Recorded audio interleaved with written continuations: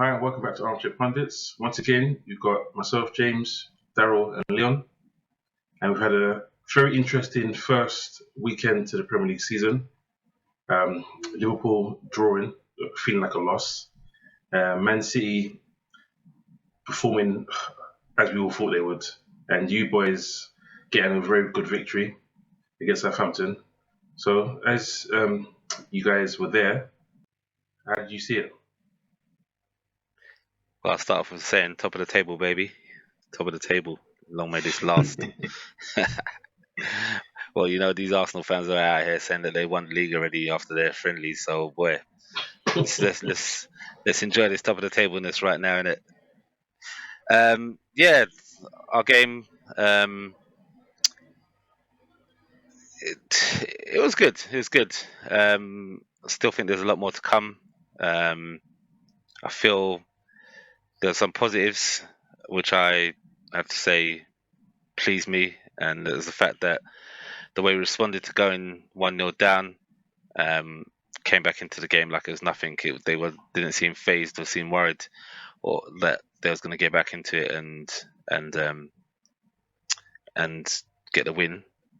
And for me, the second half, the performance in the second half and how we came out in the second half and finally put the game to bed, that was a good performance for us, and yeah, that was pleasing. And the fact that we scored 4 goals and Son and Kane didn't get any, so that obviously That's means weird. yeah, That it was so means weird. there's more to come. So there's definitely more to come. So yeah, good start, top of the table, 4 goals, came back from behind, showed character, put a game to bed in the second half. Things that we've lacked before, but under Conte, it seems like we're getting there. And another thing is that obviously we started more or less the exact same team that we ended last season with none of the new signings starting and only coming off of the bench and late in the game at that, really.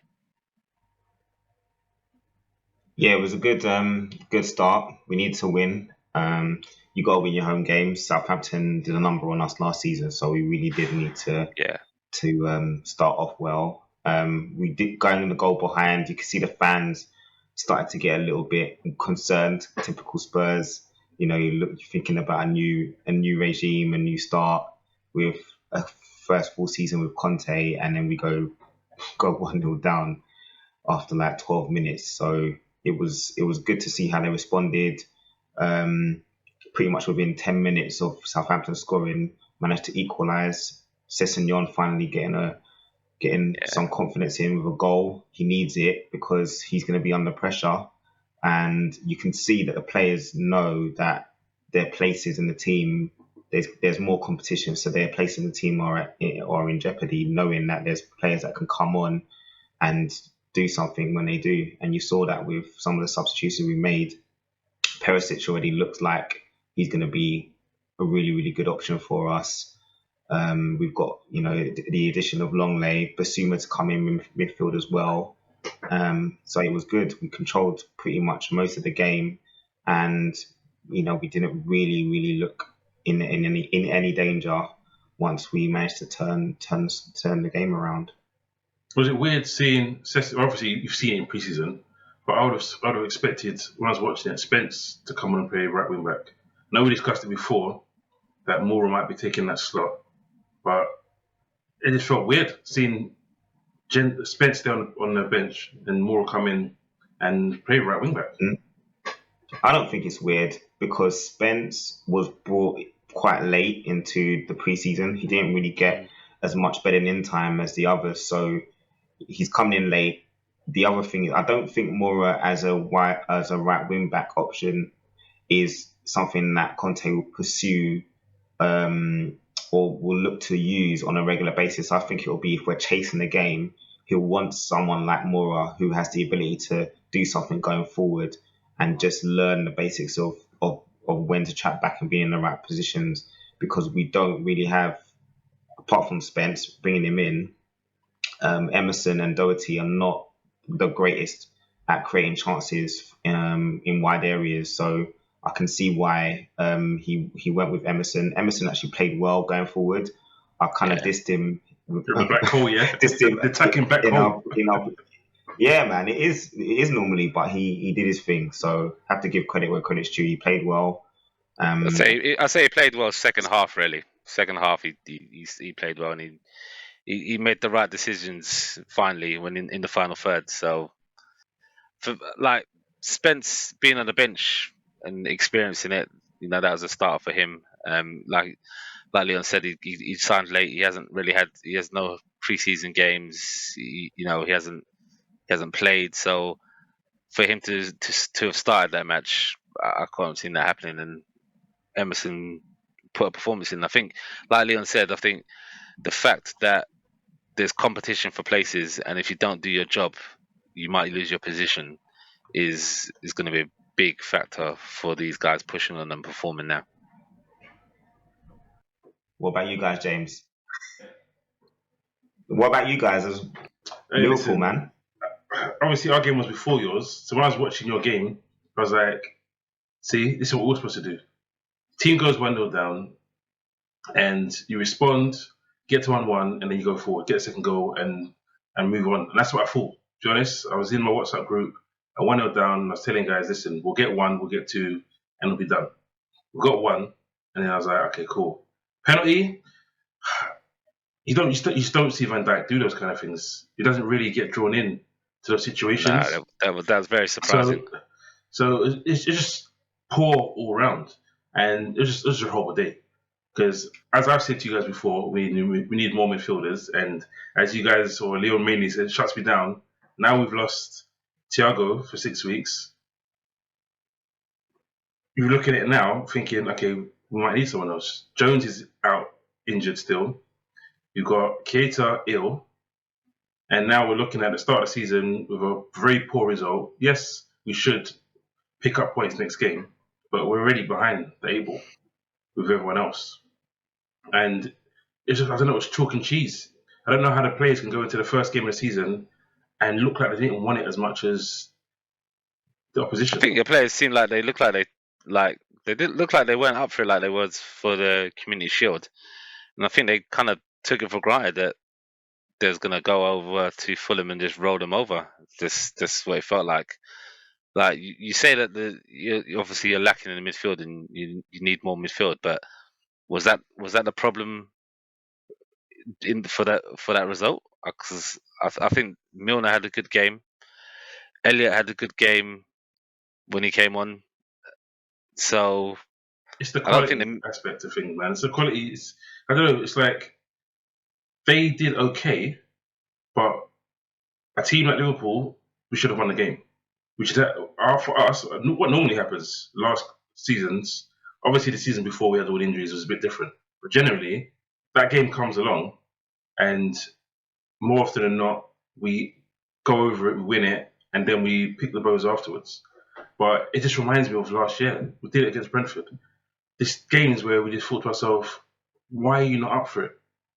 Why is this team matching you for intensity? Why is this like we're known as the monsters of intensity and all those kind of things? And this team matched us. I know it's first game of the season, mentality monsters and all that kind of stuff. But it's one game.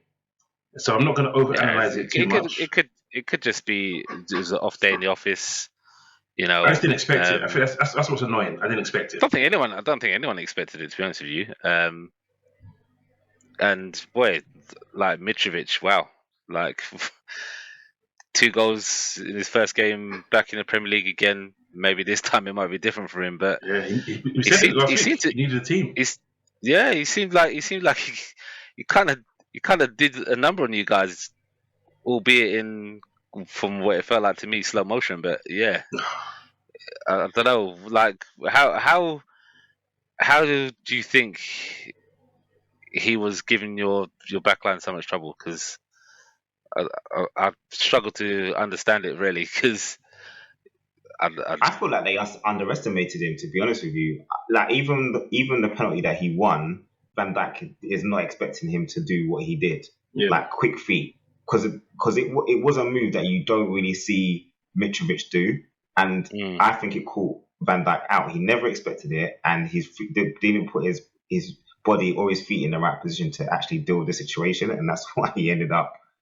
sticking a leg out, which he would never do. And you can see that as soon as he done it, he tried to pull out. It's too late. It's too late. He's gonna go over no matter what. So I just think they kept it simple. The way they played the balls to Mitrovic, he's strong. That's one thing you know about him. He's strong. He's a unit, and they're playing the balls towards him where he's able to control and hold up play and bring others into it.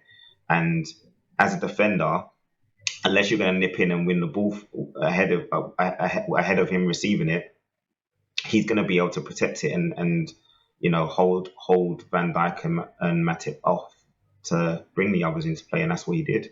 Kept it simple. So what it is normally with us, it's very rare that both centre-backs have a bad game.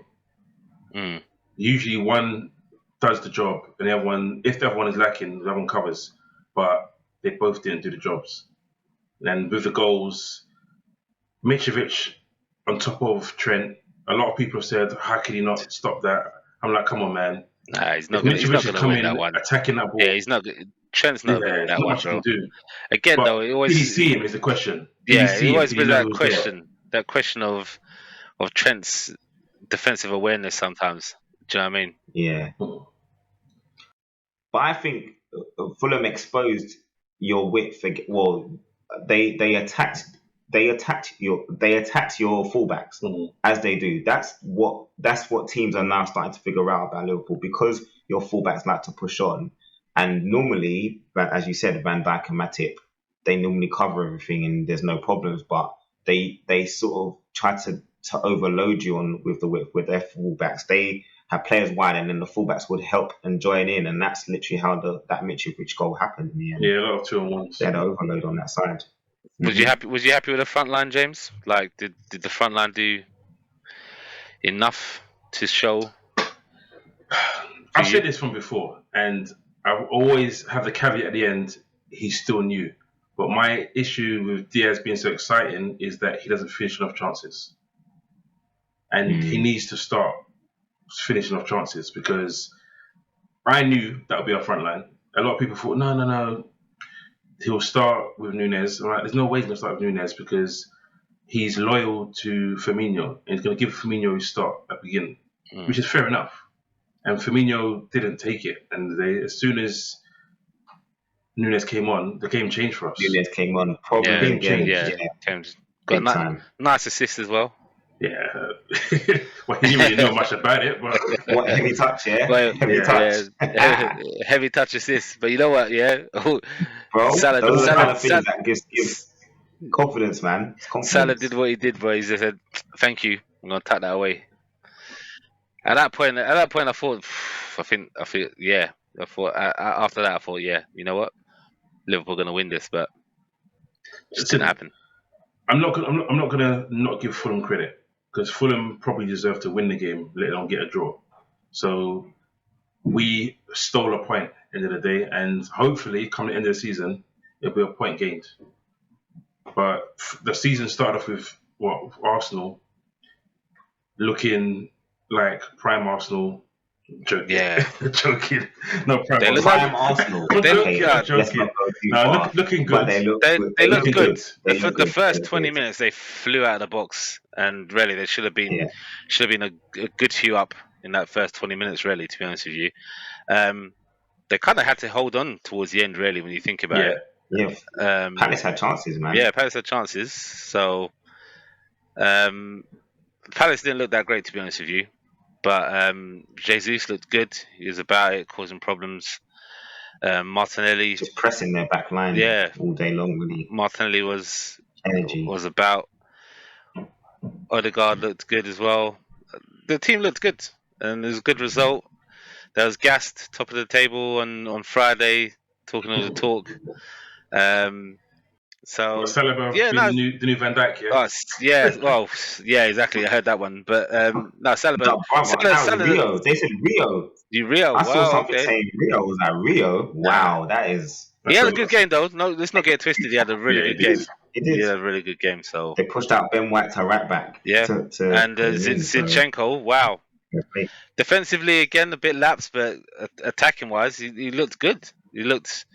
Yeah, it looks like Zinchenko's a baller. yeah, it looked like he went there and he said like, you know what, I couldn't do my thing at City because of Cancelo. Cancelo. I'm going to be the Cancelo at Arsenal, innit? That's what he looked like he was trying to do. So yeah, that was good. But talking of City, wow, what a performance there, eh? You know what? I'll be honest. I Looks sat there. I was bored. I can't even lie to you. I was so bored. bored. I was like, do I even want to watch the rest of this game? Because it's like killing But someone it was with a because thousand it was cuts. defense versus attack, James. Yeah. It was literally defense versus attack the whole game. I I, saw I one sat possession there. stat was like 78% I gone. sat there and thought, why are we getting this Fulham that are coming out looking to win this game, and you got West Ham sitting there looking to defend a Yeah, freaking but 0-0? It's like, West come Ham are in on. a bit of a problem at the moment though with the squad and injuries and it, it was a hard game. It was a hard game So what? for West Ham to have, and The heat. they didn't really. Heat. It's like even if you look at Moyes' interview after the match, even his interview after the match, I don't think he generally had a clue of what he was trying to do for that game and what the objectives were. It's like we'll turn up, we'll play, and maybe we can nick something. But realistically, I think they tried we're to not good enough. contain, but No, but why what are you though? containing, bro? He You said, can't, how can you say they're not good enough? you can't contain City. That's you No, can't contain not City. now. They've got someone that's just direct as well. The thing is, what I Marlo's don't like a get is beast. they played them twice last year. They beat them in the cup, and then I'm pretty sure they beat them in the cup. And then in the league game, they played really well against them. So then to have the defeatist attitude from the get go, yeah, cool, they lost Dawson. So they had to pay Johnson centre back. And obviously, they're looking to sell. I think he's been sold today. But it just seemed like they just didn't try to actually win the game. It's just like, okay, you know what? It's first game of the season. We've got 37 games left. Let's just get this out of the way. Whatever result happens. Just don't get hammered. But Excuse the pun.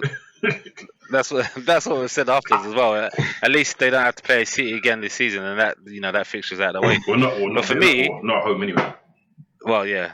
Yeah. For me, like it was too easy for City.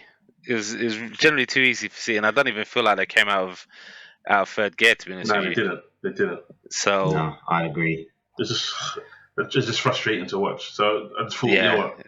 Let's forget about them, and then let's kind of enjoy the semi struggles that, even though they got the win, that's going on at Chelsea. Chelsea. Chelsea, boy. They got the win. That's the thing. You Yeah, get your win that's- when you're not yeah, playing well. It's typical Chelsea, but they didn't look good at all. I'll be honest. Like I don't even know how they got the win. Really, I don't know. Like you said, if you can play well, if you can play poorly and still get the results, that's a huge statement. Yeah, I don't really know where to go with that. That is such a weird match. That game. It's such a weird game.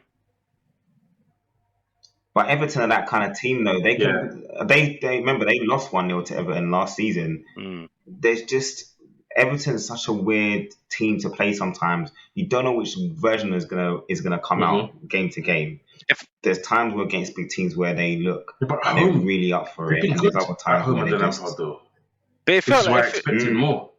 It felt like a game of just two poor teams playing each other. Like it felt. Do you know what it felt like? It felt like the same as last season for them. Like they're both in the same dilemmas as they were last season, and they're playing each other, even though we're in a new season. It was strange. Well, neither team had a recognised striker, did they? Nope. Out there. So that probably didn't help. But when you look at how do you think Koulibaly did? Because there was a lot of talk. Do you know what? Can he handle the Premier League? That was one positive. Defensively, yeah, that was one positive. Yeah, you can see that the centre back pairing was solid. Well, it's a triple threat because they're all experienced. It's Aspilicueta. They play three at the back. He's signing the contract as well. All three of them, they're all experienced. They know where to be. They know what to do. They know what they're doing. So I don't expect them to have too many problems defensively this season. And with James and Chilwell, they're gonna be able to cause a threat going forward. So I think they look good. They're you can expose them though. If you've got pace up top, Yeah. you can expose them definitely. And I think they're going to struggle unless they do something about this forward or striking option. I think they might struggle to score goals. Well, I it's generally Brozier feel the like they captain, might isn't struggle. it? Well, they did last They're year. counting on Brozier now. They did last year. That's going to be interesting because, like we said, Yeah, with Timo Werner going back to Leipzig, which it's not even a loan. I thought it might be a loan. It's a permanent deal. So they're definitely losing money on that as well. But it doesn't really matter to them in that respect. But Chelsea always lose money on transfers. yeah, true. They don't seem to worry about that. It's You just think who's it's out there? going to change now? Yeah, true. Who's out there for them to come in and buy though? Because you look at I don't know, and I don't want him to find anyone. Yeah, I agree with that. I'd rather not. I'm not even putting nothing out there, man. I do not want them to solve that conundrum because it helps. I think they are a striker away from really pushing, having the potential to push the top two. They should have been there or thereabouts last season, really, and they just fell off They did. with all the uncertainty. So I think if they do, I mean, there was Aubameyang talks. I don't know. When I say talks, I mean media talks, not the clubs. I won't be surprised because they need to register players and get rid of Aubameyang, allow Barca to register a player. So, and Aubameyang likes London. Barca just give them Braithwaite, man. They probably tried. They probably tried. Yeah. They probably have. But Barcelona's out here pimping out all their B team or reserve players. Like they know what they know what they want to start with, and if you're not in that starting list, then they're willing to sacrifice and get rid of you. But easier said than done when players are in contracts and some lucrative contracts as well. So, but watch this space on Depay because there's talks of Barca possibly letting him go for free. So it could be that he ends up at Chelsea. Wow. That would be. That's just my opinion. I haven't heard that anywhere else. That'd be a good signing for them. That'd be a real good signing for them. It makes sense, unfortunately. Why do you think they're not being linked to him already then? Because there's been no talk of that. So I just think the talks I've been hearing is Juve, and maybe he's not quick enough for what they want. Maybe he's not. I've always said he plays his own pace. And Tuchel's not the kind of guy that wants people to play his own pace, a slow pace. Yeah, that's true. Yeah. So maybe that's why they're not looking at him. That they need someone that's gonna be up tempo. Like Brozier, them keeping Brozier tells you they like what he has about him. He's a menace. He's young. He's still raw, but he's a menace, and that's what they're looking for, isn't it? Yeah. But I don't know. So just to cap it off, did you enjoy? Obviously, you enjoyed your game. Did you enjoy the rest of the season? So the rest of the weekend games that you watched. Yeah. Some, I mean, go on. Sorry, go. No, it was an interesting first weekend. Some surprise results. Bournemouth, wow, picking up a win against Villa, which everyone had Villa as dark horses this season, and just to do well. Yeah, Bournemouth did a great number on them. It's a great result for Bournemouth. Nice to see Brentford fight back as well against Leicester. I think Leicester are going to be in a lot of problems this season. So that could come back and haunt them. Leon, the United game, you was about to say. Yeah, I mean, I was not expecting Brighton to come out and do what they did. Although we've seen it with them before, we know they can play well. They beat Man U, they battered them at home last season. So knowing what Brighton can bring, I was surprised how poor Man United were in allowing them to play football, because you can't really do that with Brighton. If they get ahead, as we know, Daryl, it's very difficult to win the ball back from them. They keep possession really, really well for guys that are not household names. Pascal Gross has been there since they were promoted, and he's been a mainstay. Yeah, loves playing against United. Say that again? Yeah, he does. He doesn't even score that many goals, but he seems to find a net against them. Defensively, they look poor again. Welbeck was having a field day against them. Welbeck was like trying to prove a point or something. I'm not sure, but he's like, he was on it. Maybe. But let's be honest, I think Brighton are a good team. Potter's a good manager. I Yeah. really rate Potter. Like, I'd sooner see him manage England than Southgate, if I'm honest with you. Because I Yeah. just feel he's plays better style of football, and Brighton can do that to you on their day. And again, it's another one where I don't know, where United thought first game of season, first game under Ten Hag, new era, just gonna rock up Old Trafford, do our thing, and win. But To be honest, they started you well know, though. They started well, and I was like, okay, cool. This is what I've seen over preseason, and I thought, you know what, Rashford looks like he's on it. He should have scored quite early, mm, and I thought, okay, cool. This could look a bit troublesome for Brighton, but then, like you said, Brighton are well coached.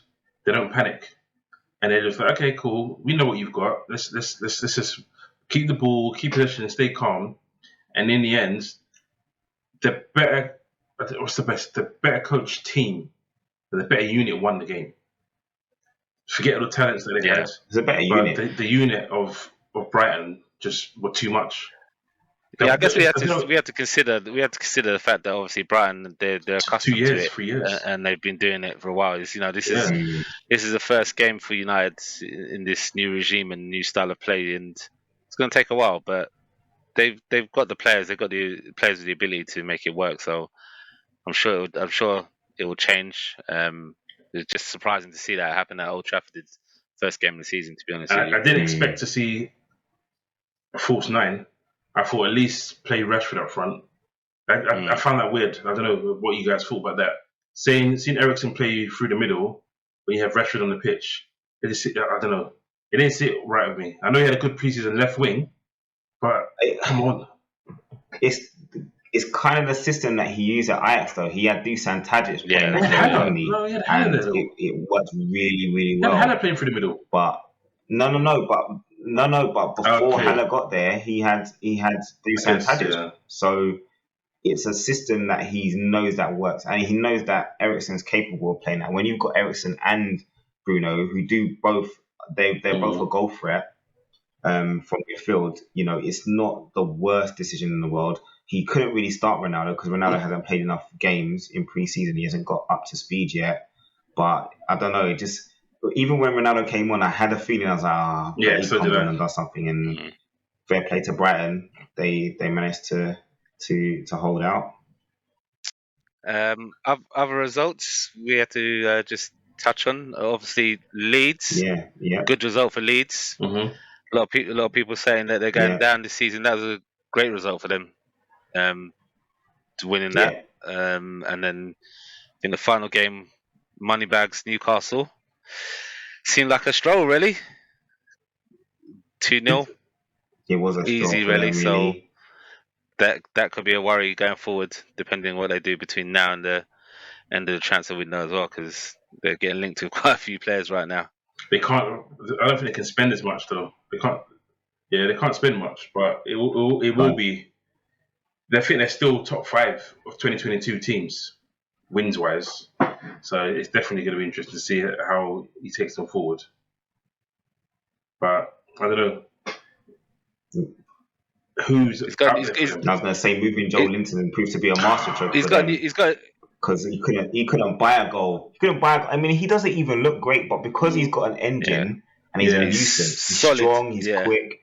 He's just a nuisance in there. And so when you've got him, Bruno Guimaraes, you've got John Joe Shelby as well, who can also, sometimes he's hit and miss, but he's able to create chances with his passing. They So create chances, they're and going to be a threat. they're disruptive midfield as Mhm. well. They're all strong. Yeah. Yeah. So yeah, it'd be interesting. Obviously, they've given Eddie Howe a new contract, so obviously they're happy with him, want to go forward with him. So they're trying to get stability there. So it'll be interesting to see how they do. Like I said, I think they could be the dark horses this season. So they finished last season very well. They could bring What that for Europe? Yeah, for Europe. Yeah, not top 4. I don't quite think, but yeah, for where they Europa were League last or season conference. to be top half of the table. They ended up Yeah, mid-table. top half of the Yeah. table definitely. I think they could be. So yeah. It's good. It was good. It was good opening weekend for the Premier League. Some unexpected results, some good results, some scary performances, results. City, Haaland. Yeah, I know James doesn't really want to talk about that because he No, really man. thinks they're I'm just happy we've got 2 points 9 days. behind. We've got 9 days to sort out the nonsense that we have, and we've got time to get Keita back from his illness because he's going to be needed against Crystal Palace. So Your midfield has been quite injury prone, but it's a discussion for that's the another life day. we live as Liverpool fans, man. James is always begging for midfield. Them guys have to work. Yeah, I know. But yeah, Never thanks happy. again, guys, for the show. Yeah, cool. It's been a good one, and we'll convene again next week. Yep, roll on game week Game 2. week 2. Take it easy. All right, cheers.